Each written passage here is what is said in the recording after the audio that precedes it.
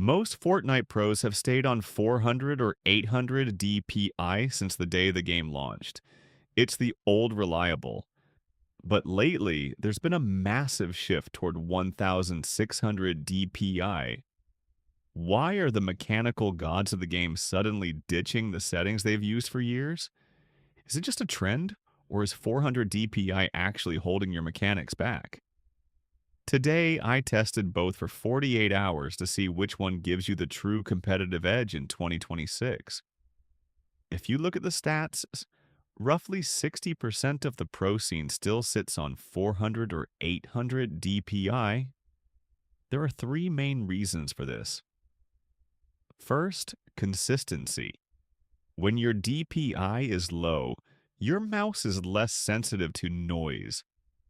If your hand shakes slightly under pressure during a high-stakes grand final, 400 DPI is much more likely to ignore that tiny twitch.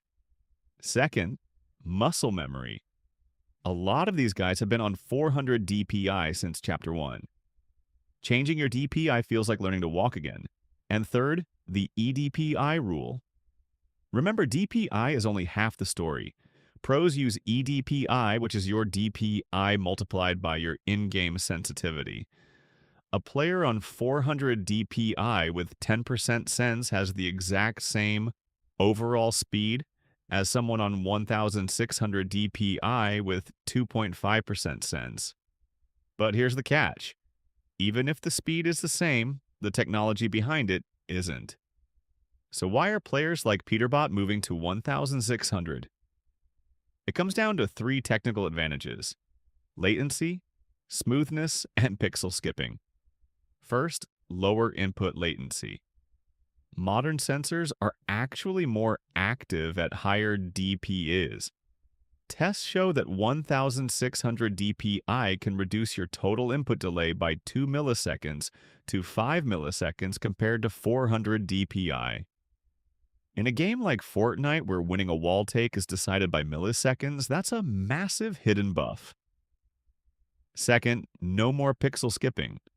At 400 DPI, your cursor can sometimes jump or skip pixels when you try to make tiny micro adjustments at long range. 1600 DPI is significantly more granular. It picks up the smallest movements of your hand, making your tracking feel like absolute butter. Third, high-res compatibility. If you've upgraded to a 1440p or 4K monitor, 400 DPI feels like dragging a brick across your desktop. 1600 DPI makes navigating your inventory way more fluid. I made the switch. I moved from my lifelong 400 DPI to 1600 DPI, and I lowered my in-game sensitivity to keep my EDPI exactly the same. For the first few hours, it felt jittery.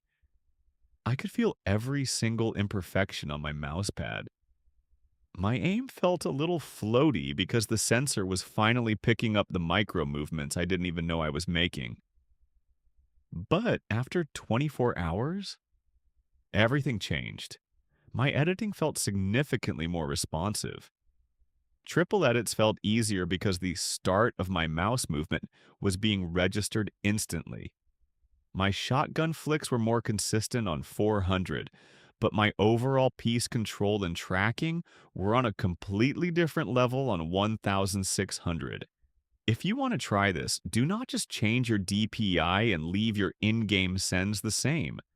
You'll be spinning at Mach 10. You need to balance your EDPI. If you move from 400 to 1600, you are multiplying your DPI by 4.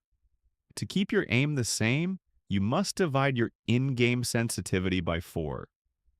For example, if you were at 400 DPI with 10% sensitivity, your new settings would be 1600 DPI at 2.5%. You keep the speed you're used to, but you gain the lower delay and the smoother sensor performance. So is 400 DPI dead?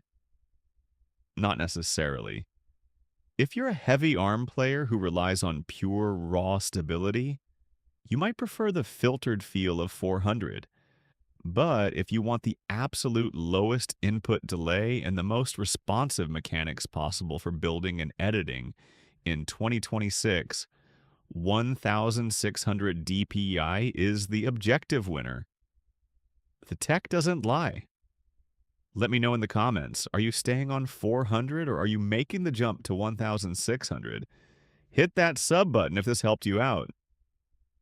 Peace.